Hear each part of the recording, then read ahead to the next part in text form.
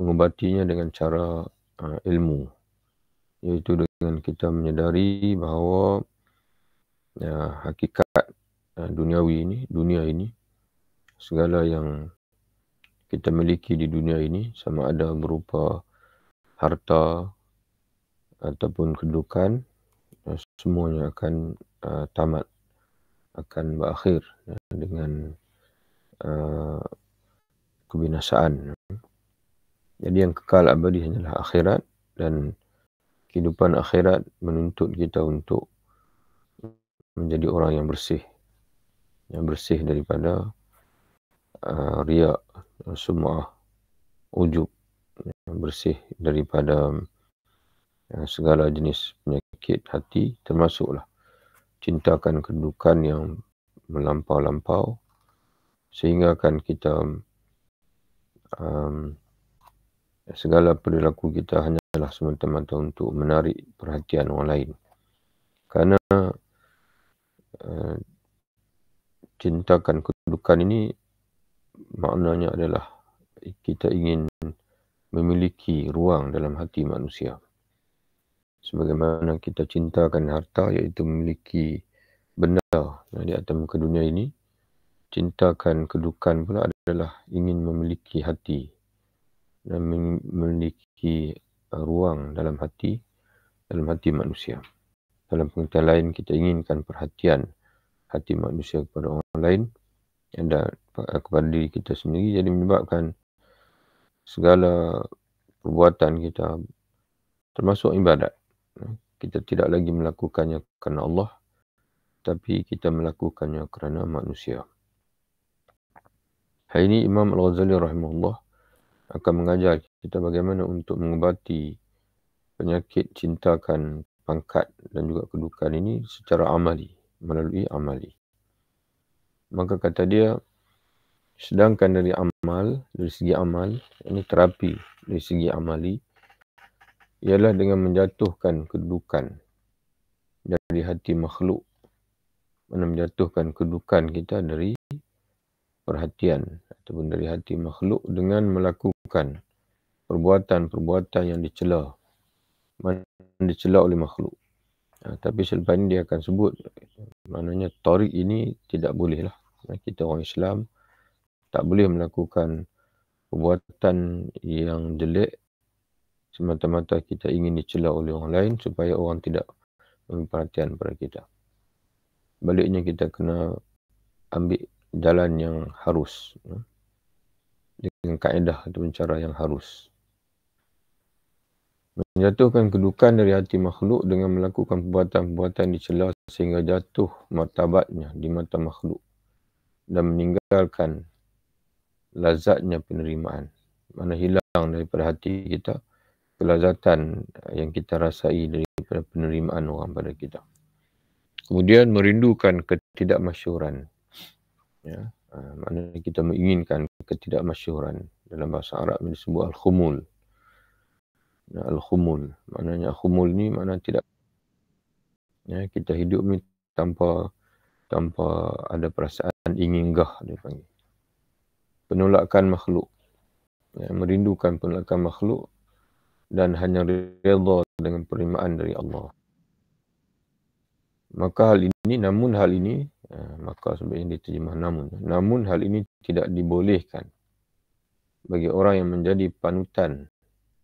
Maknanya dia itu menjadi perhatian orang lain, kerana akan melemahkan keberagamaan di hati kaum muslimin. Jadi kalau ulama yang melakukan demikian menyebabkan jatuh pandangan mata, maknanya dia tu jatuh hina di hadapan orang lain, maka akan berjangkit kepada ilmu yang dia ajar pun akan dipandang lekeh oleh orang lain. Jadi sebab itu tidak boleh sampai tahap begitu.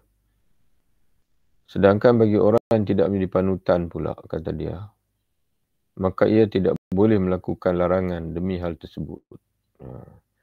Kalau orang biasa sekalipun, dia tidak boleh melakukan perkara yang dilarang semata-mata nak menampilkan supaya orang melihat kita ni hina, lekeh. Contohnya dia minum arak sebagai contoh, supaya orang lihat dia ni sebagai tidak tidak warak.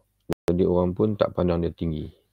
Orang tak pandang dia sebagai orang soleh. Ya. Kerana dia dengan hasad, dia tak ingin orang nampak dia ini baik. Dia tak boleh sampai begitu. Dia tidak boleh sampai begitu.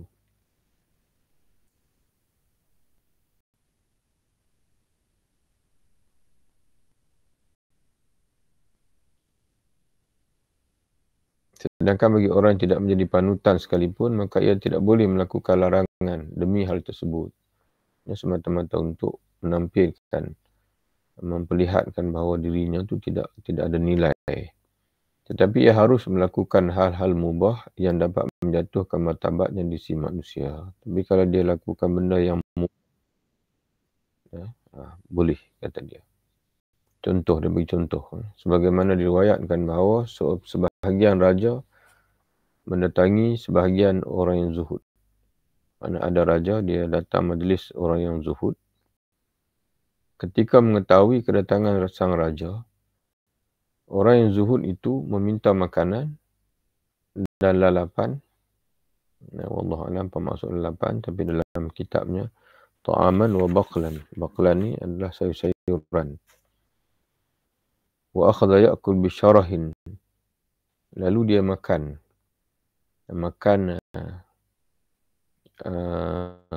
dengan memperbesarkan suapan. Ya, makan bisyarahin. Wa yu'zimul laqamah. Dia makan dengan lahap.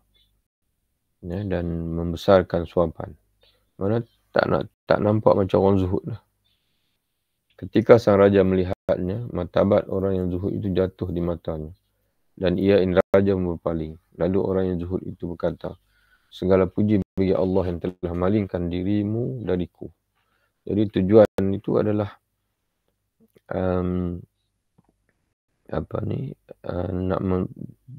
tidak mau dipandang tinggi oleh raja, kerana raja ini dia ingin pengaruh. Di antaranya adalah pengaruh dengan adanya tokoh zuhud di sisi dia itu, dia ingin mempengaruhi rakyat-rakyat yang cintakan akhirat. Seolah-olah seperti raja kita ini adalah raja yang cintakan golongan fuqara, golongan miskin, orang zuhud. Jadi dia tak nak berkawan dengan raja tu. Maka bila raja datang, maka dia pun menampilkan seolah macam dia tidak zuhud. Jadi sama macam orang ulama lah. Kalau dia ada ilmu, tapi ada ketika-ketikanya dia tidak mau menunjukkan ilmunya kerana dia rasakan ada orang yang ingin mengambil kesempatan. Bila orang tu tahu kata dia alim, dia boleh digunakan untuk fatwa yang bukan-bukan dan sebagainya, maka dia tampilkan dia seolah macam orang jahil. Walaupun hakikatnya dia adalah alim. Jadi dari segi itu diharuskan, kata Imam Ghazali. Namun cara yang paling ampuh, kata dia, untuk memutuskan kedudukan adalah mengasingkan diri dari manusia. Ini beruzlah dipanggil. Uzlah. Dan berhijrah ke tempat yang tidak dikenal. Jadi Imam Ghazali dia cadangkan kita berhijrah di tempat yang orang tak kenal kita. Mungkin faktor inilah Imam Ghazali berhijrah dari Baghdad dan beliau tinggal di keluar daripada Baghdad. Beliau nekat ketika dia sedang masyhur, dia mengambil keputusan keluar daripada Baghdad. Permulaannya dia menuju ke Mekah mengerjakan haji. Kemudian dia pulang, tidak singgah langsung ke Baghdad. Sebaliknya dia meneruskan perjalanan ke Baitul Maqdis, ke Palestin, ke Baitul Maqdis. Dan dia beruzlah di sana selama 10 tahun. Jadi kata dia, cara yang paling ampuh untuk memutuskan kedudukan adalah mengasingkan diri, yang beruzlah dari manusia, dan berhijrah ke tempat yang tidak dikenal, kerana orang yang mengasingkan diri di rumahnya, di negeri di mana ia dikenal, tidak akan terlepas dari cinta kedudukan yang telah merasuk ke dalam hati dengan sebab uzlahnya itu. Dia kalau dia duduk dalam negeri, dia tahu orang kenal dia. Dan orang sembang-sembang, fulan sedang beruzlah. Jadi dia mana itu akan menimbulkan pula satu perasaan seronok yang baru pula kerana orang tahu kata kita sedang beruzlah. Tapi kalau kita berada di tempat yang asing, terasing, maka di sana orang tidak kenal kita. Yang kita tahu orang tidak kenal kita dan sememang orang tidak kenal kita. Dan mungkin faktor inilah juga ulama-ulama dulu dia suka mengembara. Dia suka mengembara. Imam Syafi'i, Imam Ahmad dan sebagainya, mereka suka mengembara. Mencari ilmu dan juga mengenal diri, bermujahadah, dan dapat mengelak daripada dibuai oleh pengaruh dan sebagainya.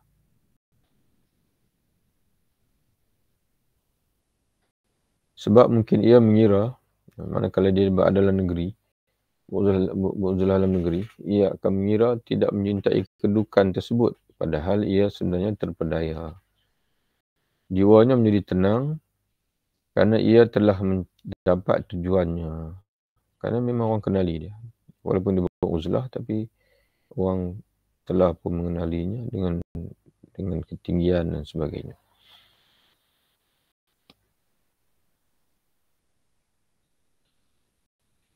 Jiwanya menjadi tenang kerana dia telah mendapatkan tujuannya. Seandainya orang berubah sikap terhadapnya lalu mencelanya atau menisbatkannya kepada sesuatu yang tidak layak bagi dirinya, nescaya jiwanya merasa sedih dan sakit, bahkan mungkin sampai minta maaf hal tersebut dan menyingkirkan debu tersebut dari hati mereka. Sebab mereka mengenali dia. Yang dia duduk dalam negeri, masih ada dalam negeri, walaupun dia beruzlah, tidak sembang dengan orang lain, tidak bercakap dengan orang lain, hanya keluar sembahyang dan sebagainya. Tapi masih lagi dia tahu orang mengenali dia dan dia masih lagi rimas kalau orang bercakap-cakap tentang dia. Berbeza dengan kalau dia berada di negeri yang tidak dikenali. Ini Imam Al-Ghazali sebut tidak semestinya kita perlu mengikuti. Sebab ini hanyalah dalam bentuk dipanggil teknik, dalam bentuk strategi untuk membuang kecintaan pada pangkat dalam diri, dan masing-masing kita ini boleh mengambil tindakan yang sesuai dengan situasi kita sendiri. Yang pentingnya adalah kita melakukan terapi. Dan di antaranya adalah dengan kita selalu berada dalam rumah Allah, dalam masjid. Kerana masjid ini kita sedia maklum bahwasanya dia adalah terpisah daripada dunia. Ya, masjid ini adalah dipanggil tempat-tempat walaupun di dunia, tapi hakikatnya adalah dia berada di akhirat. Walaupun tidak sabit dengan hadis, tapi itulah kesimpulan yang kita boleh buat kerana dia adalah rumah Allah Ta'ala. Bukan dimiliki oleh siapa. Dan orang yang hadir dalam masjid itu adalah orang yang cintakan akhirat.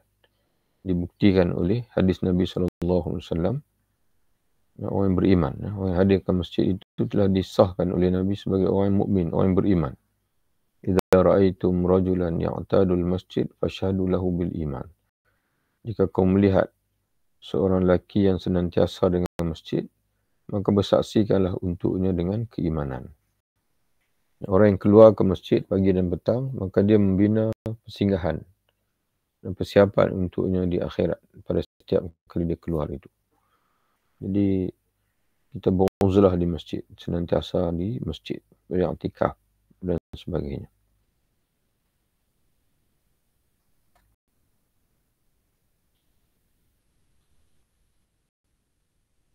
Atau mungkin untuk menyingkirkan hal tersebut dari hati mereka memerlukan dusta dan pengelabuan yang tidak dipedulikannya.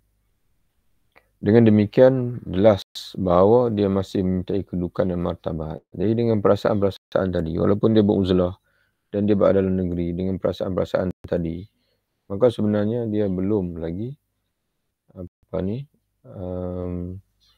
dia masih lagi memintai kedudukan dan martabat.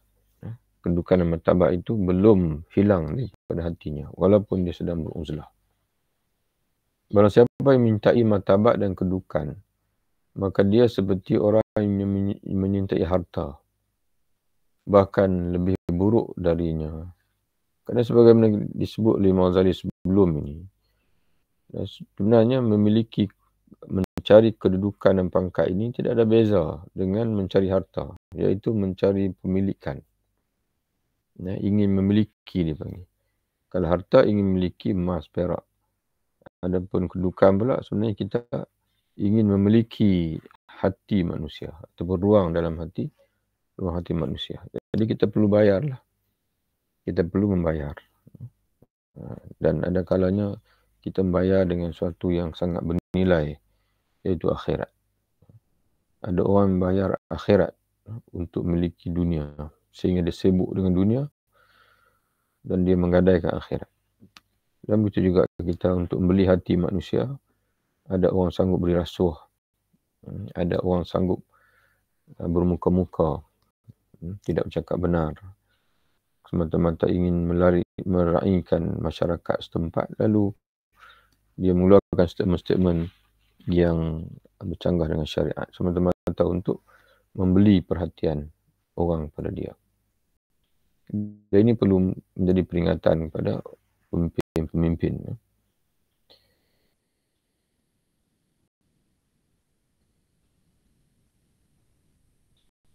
Barang siapa yang mencintai martabat dan kedudukan, maka ia seperti orang mencintai harta, bahkan lebih buruk darinya, kerana fitnah kedudukan lebih besar daripada fitnah harta. Tidaklah mungkin ia tidak menyintai kedudukan di hati manusia. Tidaklah mungkin ia tidak menyintai kedudukan di hati manusia selagi ia masih tamak pada manusia. Lagi selagi kita masih tamak kepada manusia, kepada apa yang dimiliki oleh manusia, maka selagi itu penyakit cintakan kedudukan ini tidak akan habis. Dan ia tidak bisa memutuskan tamak dari manusia. Macam mana nak memutuskan ketamakan pada manusia? Kata dia, iaitu dengan qanaah, dengan sifat qanaah, redha kepada Allah. Redha kepada Allah, qanaah. Mana yakin pada Allah, yakin rezeki Allah, bukan rezeki daripada manusia, tidak. Sebab itu Nabi sebut dalam hadis, qad aflaha man aslama wa ruziqa kafafan wa qanna'ahu Allah bima atahu. Sesungguhnya berjayalah orang yang Islam, yang meluk Islam, kemudian wa ruziqa kafafan, dan dia diberi rezeki dengan kafaf, dengan kifayah, dengan kadar mencukupi walaupun tidak banyak, tidak lebih. Wa qanna'ahu Allah bima atahu, dan Allah memberi qanaah, redha, lapang dada terhadap apa yang diberikan oleh Allah, sehingga dia tidak tamak lagi kepada yang lain. Barang siapa yang telah qanaah, maka ia tidak lagi memerlukan manusia. Dan apabila sudah tidak memerlukan manusia, maka hatinya tidak akan sibuk dengan manusia, dan kedudukannya di hati manusia pun tidak punya arti sama sekali. Jadi dia tak penting bagi dia. Kedudukan dalam hati manusia itu tidak penting, kerana dia tidak berperilaku beli hati manusia. Yang dia nak beli adalah keredaan Allah. Yang ingin dia miliki adalah keredaan Allah Subhanahu wa Ta'ala. Meninggalkan kedudukan tidak mungkin bisa dilakukan kecuali dengan qanaah dan memutuskan tamak, memutuskan sifat tamak dalam hati. Jadi demikianlah kita selesai membaca penyakit hati dan juga terapi mengubatinya. Yang ketiga, dan selepas ini akan masuk yang keempat, iaitu hasad. Penyakit hasad, kedengkian. Wallahu a'lam bishawab. Assalamualaikum warahmatullahi wabarakatuh. Jumpa lagi insyaAllah.